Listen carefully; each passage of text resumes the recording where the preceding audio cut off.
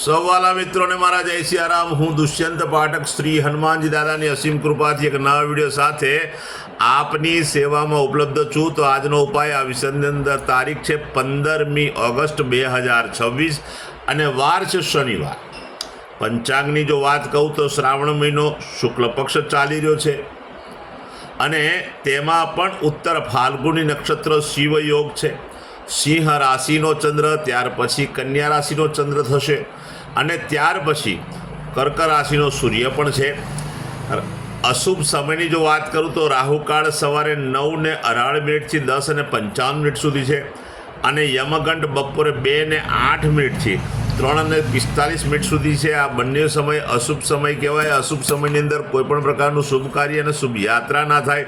શુભ કાર્ય શુભ યાત્રા કરવા માટે કોઈ સારું ચોગડિયું, કોઈ સારું મુહૂર્ત લેવું જોઈએ, જેમાં ઉત્તમ અભિજીત મુહૂર્તનો સમય બપોરે 12:05 થી બપોરે 12:57 સુધી છે। આ સમયની અંદર તમે કોઈપણ પ્રકારનું શુભ કાર્ય શુભ યાત્રાની શરૂઆત કરી શકો। તો વાલા મિત્રો, હવે વાત કરીશું આજના ઉપાયની।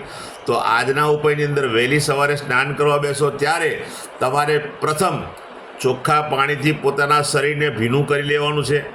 ત્યાર પછી 50 ગ્રામ જેટલું દૂધ લેવાનું છે અને 50 ગ્રામ જેટલું દૂધ લઈ પોતાના શરીર પર એ દૂધને ચોપડવાનું છે। આખા શરીર પર દૂધ લગાડજો। માથાના વાળ અને પગના તળિયામાં દૂધ લગાડવાનું નથી, માત્ર શરીર ઉપર લગાડવાનું છે, શરીરના ઉપરના અને નીચેના ભાગમાં નહીં। દૂધ લગાડી દીધા પછી ચોખ્ખા પાણીથી સ્નાન કરજો। પાણી ખૂટી જાય તો નવું પાણી લઈ શકાય। સાબુ અને શેમ્પૂનો ઉપયોગ પણ કરી શકાય। તમારું સ્નાન કાર્ય પતી જાય, તમે વસ્ત્ર એટલે કે તમે કપડાં પહેરી લો, ત્યાર પછી તમારા ડાબા અને જમણા પગના અંગૂઠાની નીચે સરસિયાના તેલના તિલક કરવાના છે। સરસિયાના તેલના તિલક ડાબા અને જમણા પગના અંગૂઠાની નીચે કરી લેશો એટલે તમારું આગળનું કાર્ય છે કે સંધ્યાકાળે પશ્ચિમ દિશા તરફનું મુખ રાખવાનું અને શ્રી હનુમાનજી દાદાને એક કાગભૂષણની રામાયણજીનો પાઠ, એક હનુમાન ચાલીસાનો પાઠ અને સમયની બહુ સુંદર અનુકૂળતા હોય તો એક સુંદરકાંડનો પાઠ દાદાને અર્પણ કરવાનો। ત્યાર પછી સૂતા પહેલાં પોતાની જ પથારીમાં બેસવાનું। પલાઠી વાળીને ઓમ કૃષ્ણાય વાસુદેવાય હરે પરમાત્મને પ્રણત ક્લેશનાશાય ગોવિંદાય નમો નમઃ આ મંત્ર યથાશક્તિ તમારે જપવાનો છે। આટલું કરી લેશો એટલે તમારો ઉપાય પૂરો થઈ ગયો કહેવાશે। વાલા મિત્રો, હવે વાત આગળ કરીશું જેનો જન્મદિવસ 15મી ઓગસ્ટ 2026 શનિવારના દિવસે। બધા જ વાલા મિત્રોને સૌપ્રથમ તો જન્મદિવસની શુભકામના। શ્રી હનુમાનજી દાદા તમારી મનોકામના પૂર્ણ કરે, બલબુદ્ધિ વિદ્યા આપે અને તમારું અને તમારા પરિવારનું દાદા રક્ષણ કરે। વાલા મિત્રો, ઉપાયના ભાગરૂપે મેં કહ્યું તે પ્રમાણે સ્નાન, મેં કહ્યું તે પ્રમાણે સરસિયાના તિલક ડાબા જમણા પગના અંગૂઠામાં કરવાના છે। આટલું કાર્ય થઈ જાય પછી તમારે ગૌશાળાએ જવાનું છે। ગૌશાળાએ જઈને ગાયોની સૌપ્રથમ પરિક્રમા કરવાની છે। ગાયોને લીલું ઘાસનું દાન આપવાનું છે। તમારે ત્યાં ભોજન બન્યું હોય તે ભોજન પણ ગાયોને અર્પણ કરવાનું છે।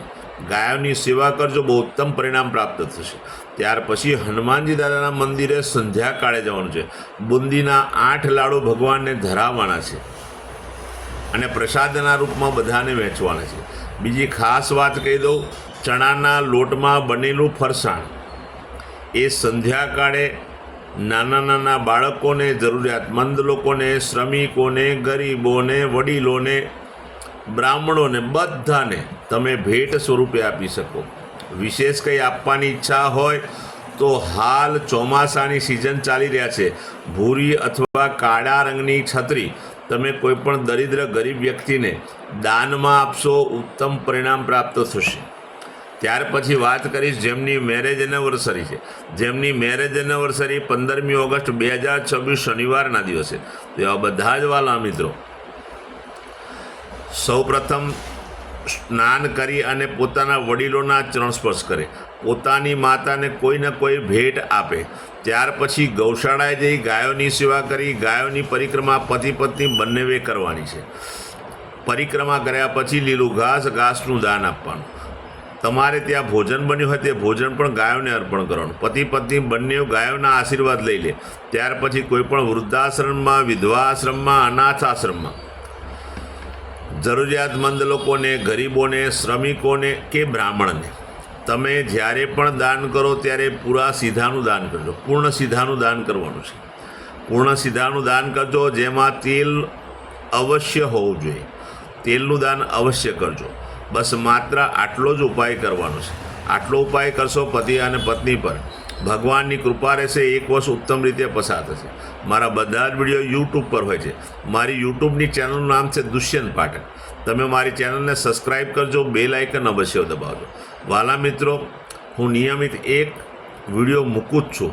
જો તમે બેલ આઇકન દબાયેલો હશે તો તમારા મોબાઈલ પર નોટિફિકેશન આવશે અને તરત જ તમે મારો વિડીયો જોઈ શકશો. એટલે પ્રાર્થના કરું છું, મારી ચેનલને સબસ્ક્રાઈબ કરજો, બેલ આઇકન અવશ્ય દબાવજો. સાથે સાથે મારું ઇન્સ્ટાગ્રામ અને મારું ફેસબુકનું પેજ, એનું નામ પણ દુષ્યંત પાઠક છે. તો પ્રાર્થના કરું છું, મારા પેજને ફોલો કરજો, લાઈક કરજો અને મારા બધા જ વિડીયોને શેર કરજો. માત્ર એનું એક જ કારણ છે, તમે તમારા સોશિયલ મીડિયાના માધ્યમથી મારો વિડીયો શેર કરશો તો કોઈ જરૂરિયાતમંદ સંઘર્ષમાં ફસેલા વ્યક્તિ સુધી આ વિડીયો પહોંચી જશે. ભગવાનની પ્રેરણાથી એ ઉપાય કરશે અને એનું પણ કલ્યાણ થશે.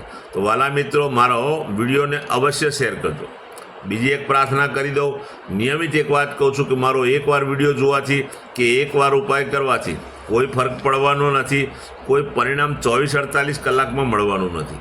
નિયમિત તમે મારા ઉપાય કરશો અમારા કયા મુજબ, અને તો હું વિશ્વાસ સાથે કહું છું કે તમારા જીવનમાંથી સંઘર્ષ, દુઃખ, પીડા, ચિંતા, ટેન્શન બધું ઓછું થશે. નવા વિડીયોમાં ફરીથી મળીશું. આપ સૌને સીતારામ.